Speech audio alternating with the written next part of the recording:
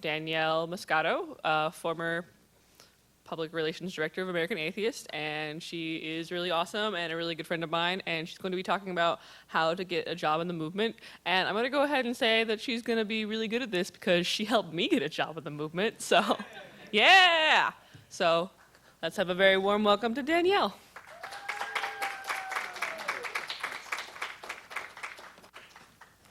Hello, everybody. How is everybody doing? Good? You can move closer if you'd like. I'm going to be giving some stuff away, and if you want it, it's easier for me to give it to you if you're up here. Okay, so thanks. Yeah, go ahead. So I'm going to be talking about how to get a job as a professional atheist activist or secular activist. I want to start out just to talk a little bit about my background and why I'm qualified to teach you this stuff. I'm not trying to brag. I'm just trying to explain how I got here and why you should listen to me on this. So as Kelly mentioned, I'm the previous public relations director for American Atheist, which is one of the most visible atheist organizations in the country. Before that, I was the writing intern for the Secular Student Alliance. When you sign up to become an affiliate, and you get a group starting packet, the book that you get, the group running guide, I wrote the copy for that. So public relations, in a sentence, is management of an organization's reputation. It's not quite the same as advertising, although in a nonprofit environment, you wear a lot of hats, and often you end up doing paid media in addition to earned media. But I want to point out, I don't have a degree in public relations. I don't have a degree in communications. I don't have a degree, period. I didn't graduate from high school, actually. You don't need a degree to do this kind of work. It makes it easier in some situations, and it shows employers that you know what you're supposed to do, but it doesn't necessarily show employers that you're good at it. That comes with experience. And a lot of employers, especially these days, understand that experience takes precedence over actually formal training. Kelly, for example, her degree is in Russian, but she has a lot of experience doing atheism activism and working with the Secular Student Alliance, and when she applied to work here, that helped her a lot, as opposed to a degree in Russian. Not that that's not really cool, because it is. So I'm just going to give you a really quick background about my background in public relations and this type of stuff. So I was a professional musician for about 8 years. I've booked a lot of shows. I've traveled a lot. It was my job as a music promoter to get people to come to shows, to get journalists interested in covering the bands that I was in, and working with journalists to help have a good image of our band and get the name out there and so on.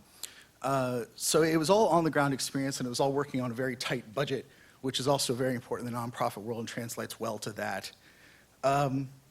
So I also got involved when I was 20 in this organization. I founded it actually, called Free Fiona, which was a campaign to get Fiona Apple's, if you're familiar with her, she's a singer-songwriter, her third studio album released. It was shelved by her record label because they thought it wouldn't sell, it wasn't commercially appealing. They didn't hear a single that they thought that they could market. So they decided not to release it, even though it was recorded and it was finished. So I started a petition with some other people. I got 7 people in 7 different countries to help organize a campaign. We got 36,000 petition signatures, and this was 2004. This was before Facebook and Twitter, and it was easy to get petition signatures for something like that. It got a lot of news coverage. I was in the New York Times and People and Rolling Stone and Entertainment Weekly and Howard Stern, a bunch of other things representing the campaign, and it worked. It debuted at number 7 on the Billboard charts. It was nominated for a Grammy. It got RIAA Gold status, and yeah, it worked out very well.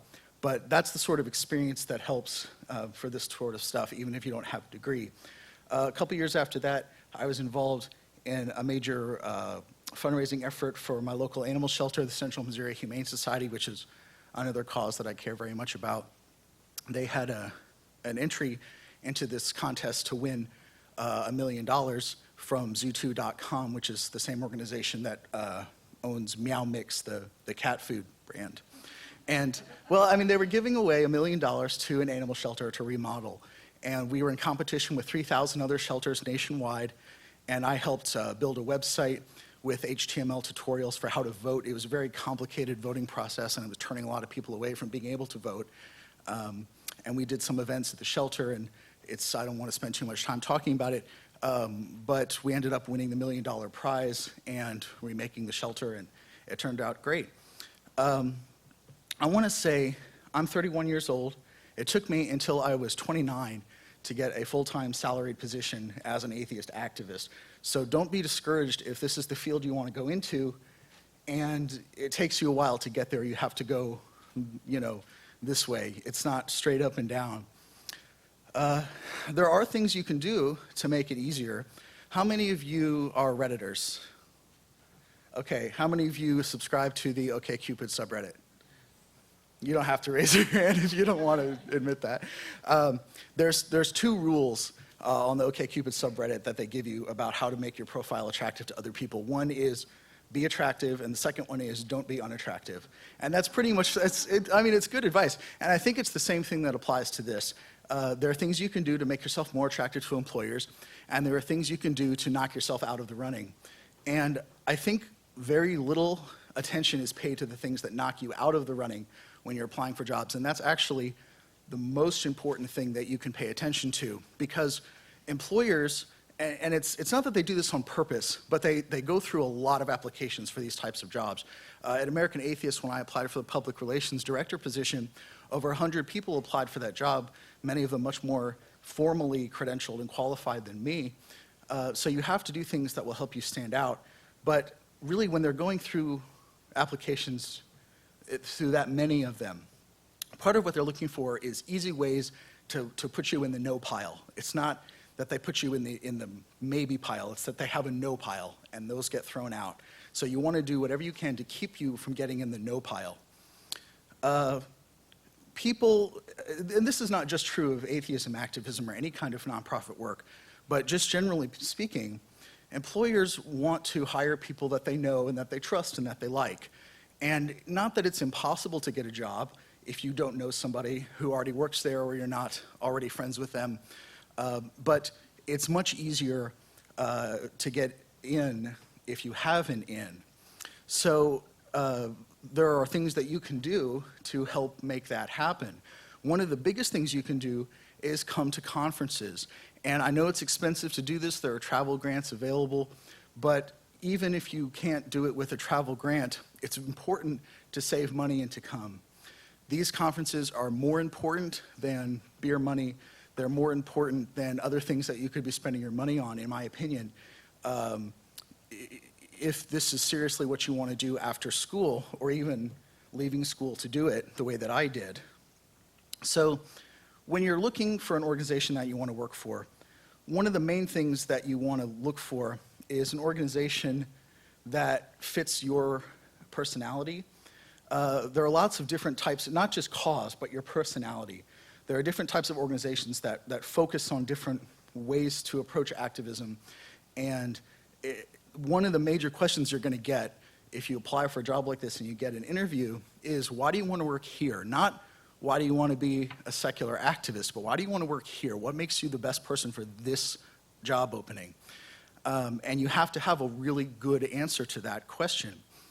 But it's not just about knowing somebody. It's not just about having passion for the cause and having a good fit personality-wise for that org. It's also about being good at some skill. I'm good at public relations. That's what I do. That's what my experience is in. And a degree helps with that, but it's not necessary. But it's much easier to teach somebody about the atheist community and the movement than it is to teach them some skill. So if you're applying for a job and you're very passionate about atheism, but you don't have experience and you don't have credentials, you're going to have a hard time convincing anyone to hire you to do that. I can teach somebody everything they need to know about the atheist community in a month. I mean, you just give them a couple books to read, give them a couple YouTube channels to watch, send them to 1 or 2 conferences, and they can fit in and get along and be productive as an activist. But I can't teach somebody how to do public relations in a month. I can't teach somebody how to do accounting in a month. I mean, you hire an accountant and then you get them to work into the movement. Have a passion for the cause. I mentioned this already, but you're going to be working long hours on low pay, and that's true with any nonprofit work. But it's a reality of the nonprofit world. You can earn more waiting tables than you can as a professional activist on a per hour basis at the entry level. And that's something that you have to be comfortable with and happy with and willing to do. It's something that is true. And if that's not something that you're willing to deal with and be happy with and work with, then this is not for you. Get involved offline and online. My background, I did a lot of blogging, I did a lot of YouTube videos. There are a lot of blogs already out there. It's not saturated. There's room for more blogging, but I think a better thing that you can do, rather than start yet another blog, is write guest posts for other blogs. If you are a good writer, or if you want to become a good writer, it takes practice, that's what it is. Just doing it over and over and over and publishing as much as you can. Approach bloggers, approach people like J.T. Eberhard, like Hemant Mehta, Secular Student Alliance, other organizations that have blogs, and ask them if you can write a guest article about something that you're knowledgeable about. It'll help get your name out there. It'll help build a relationship with that person or organization, and you don't have to build up a readership of your own. There are millions of blogs out there that are very, very good, that have very few, if any, hits. And it's not because they're not good blogs, it's because they're trying to brand themselves in a saturated market. I'm going to give away some books here that I brought. I'm going to space these out a little bit. Who has heard of The Gift of Fear? Do you guys know this book? This has nothing to do with my talk. It's just a very important book, and I give it away every time I speak. Raise your hand if you would like this book. It's about harassment and how to help avoid that kind of stuff. I'm going to give this to you right here because you raised your hand first. Here you go. I highly recommend this book. It's by Gavin de Becker. Please read it. I think everybody should read it, especially if you're a public figure and doing activism type work, especially if you're a woman. It's an important book. Okay, so I mentioned this already, but you want to get involved online. Blogging is a great way to do that, but you want to brand yourself. Build a website. My website is daniellemuscato.com. I also have a Facebook page. I'm on Twitter at Danielle Muscato. It's important to have a professional-looking presence. My email address is danielle@daniellemuscato.com. That's a good thing to be able to put on your resume. That's a good thing to be able to tell people at talks. It just looks a lot more professional than, D. Muscato, 1984 at missouri.students.edu, or, that's not the address you want to be using when you're applying for jobs. Let's see. When you're getting involved online, don't get involved in mudslinging. There are a lot of productive things that you can write about that are important, and I'm not saying that you should never write about other atheists, because if they're doing something problematic, it's okay to call them out on it. But I kind of have a personal rule that I write about atheism. I don't write about atheists unless they're doing something very, very wrong that I need to address. But if you find yourself, often posting articles with lots of screenshots of things that other atheists are saying, that's a red flag. And employers who are looking at your blog when they're thinking about hiring you will see that, and it doesn't look good. It looks petty. And I'm not saying those things are petty. I'm not saying those topics are not important to talk about, but consider that you have other channels for talking about that kind of stuff, in particular, approaching the people who are problematic or who have said problematic things and talking to them about it. It's not always about getting public credit for talking about this stuff. If your goal is to fix the problem, talk to the person and have them publicly fix it. And if they want to mention you as far as helping to change their mind, that's one thing. But there are other ways to do that besides publicly that don't have the potential of tarnishing your reputation as somebody, as a mudslinger. Give talks. This is extraordinarily important. Not enough students are doing this. How many of you know that the Secular Student Alliance has a Student Speakers Bureau in addition to the Speakers Bureau? Kelly knows that because she works here. Okay, your hand went up, so I'm going to give you this book. This is called What Does Somebody Have to Do to Get a Job Around Here? 44 Insider Secrets That Will Get You Hired by Cynthia Shapiro. This is an amazing book. I highly recommend it. That book helped me get a job at American Atheist. It also helped me get a job as an intern at the Secular Student Alliance. I have given away that book maybe 10 times. Highly recommended. Again, it's called What Does Somebody Have to Do to Get a Job Around Here? 44 Insider Secrets That Will Get You Hired by Cynthia Shapiro. But yeah, one thing that really helps, like I was starting to say, is giving talks. Get on the Student Speakers Bureau at the Secular Student Alliance. The way to do that is to start giving talks at your school and start giving talks at other nearby schools and videotape yourself. You need to get a little video camera. They're not expensive. You can get a used one for dirt cheap because technology gets better all the time and people get rid of their old ones. GoPros are pretty cheap. You can even use an old phone if you just plug it in so the battery doesn't die. But you need to be videotaping your talks. You need to be going over them so that you can look for ways that you can improve them, and you need to put them on YouTube so that other people can see them, and you can brand yourself as somebody who gives talks. A lot of people get very involved in online activism, which is great. I do a whole talk about the difference between activism and slacktivism and how there really isn't as much of a difference as people think. And people tend to disparage online activism as being useless or not productive as opposed to real activism in the real world. I don't believe that's true. I think online activism is very productive and helpful and does accomplish a lot. But when you're looking for a job, you need to be able to say, I've spoken at these 30 schools, I've spoken at these 20 conferences, and that is the kind of thing that will set you apart from other 22-year-old students who are applying for their first real job in atheism activism who have only a blog. Get some business cards. How many of you brought business cards? Your own business card, not a job that you work for. Okay, great. I'm really happy to see that. I'm going to give you this one. So this book is called Strange Flesh, The Bible and Homosexuality. It's by Steve Wells, who wrote the Skeptic's Annotated Bible. And when you finish reading this book, you should be convinced, in my opinion, that it is not possible to be a Bible-believing Christian and support LGBT rights. They are in conflict with one another. Just as a disclosure, I wrote the afterword for this book. But I highly recommend this book. I really like it. I agree with what it says. I think it's well written. And again, disclosure, I wrote part of it, but I think that you should get it. It's a well-done book. Here's this. So, yeah, business cards are important. They're not expensive. Moo.com, Vistaprint.com. Your school might even have a way that you can do that through your student group.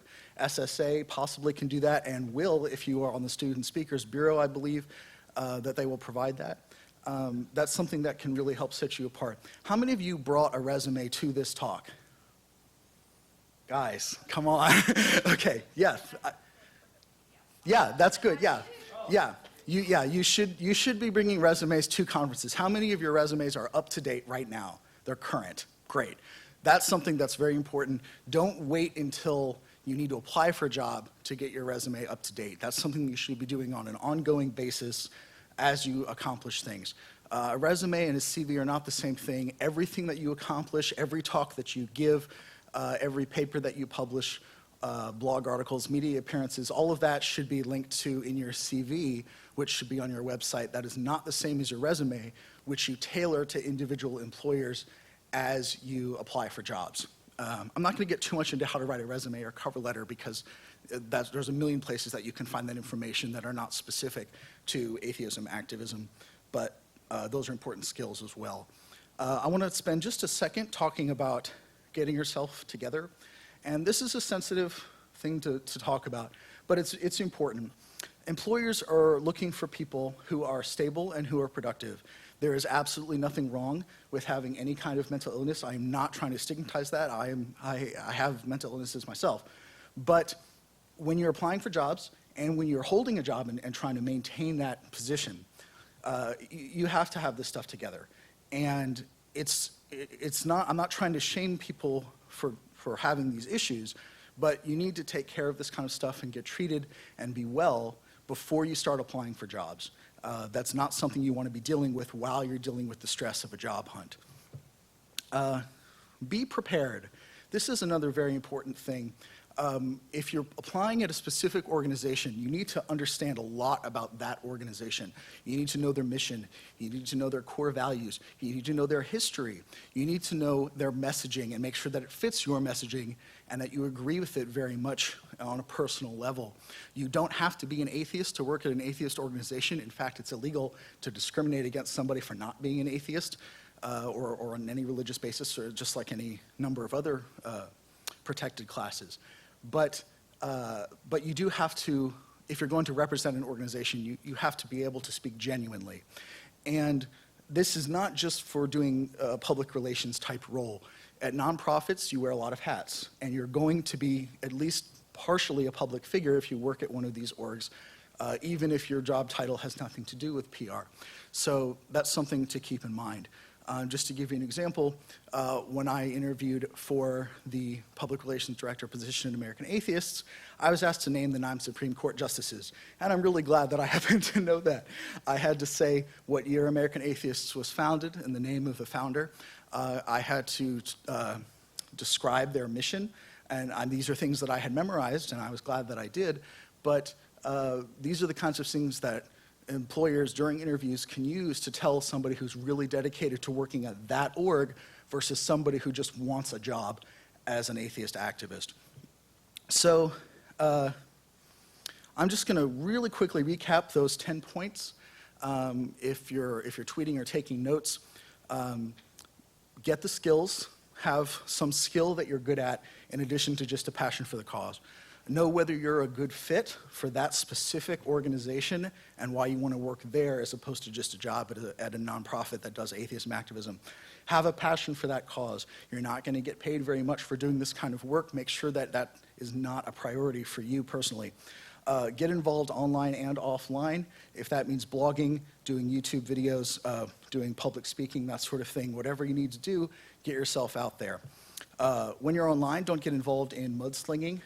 It's okay to address problematic things, but don't make it the focus of what you do. Conferences are very important. Go to conferences, even if it means not going out drinking or whatever else you spend your money on. You have to come to these things. This is where you meet the people who will be, if not your future employers, at least your future colleagues. So you have to be here and you have to talk to them and get to know them personally. It's not the same as doing it online. Also, I want to point something out. When you're at a conference, you are in interview mode the entire time. That means you have to be on, you have to dress well, you have to shower. I know that there's this light atmosphere at these types of things. I don't drink at conferences. I don't do it because it's important to me to have a professional appearance when I'm here. And I'm not telling other people not to drink at these things, but it's a liability that you might not want, and you might consider that. Give talks, give public talks at your school, at nearby schools. That can lead to getting invited to do it at conferences, regional and national conferences, and that's how you get your foot in the door with this stuff. Create a website and get business cards and bring your resume to conferences. And get yourself together as far as your health before you start your job hunt, and be prepared for the specific job that you want. Pick a job at an organization and work backwards from there to find out what you need to do to get that one. Don't just have the goal of a job as a secular activist. So those are my 10 points, and I've got, I don't know, 2 or 3 minutes left. If we have time for questions, I'm happy to take a couple.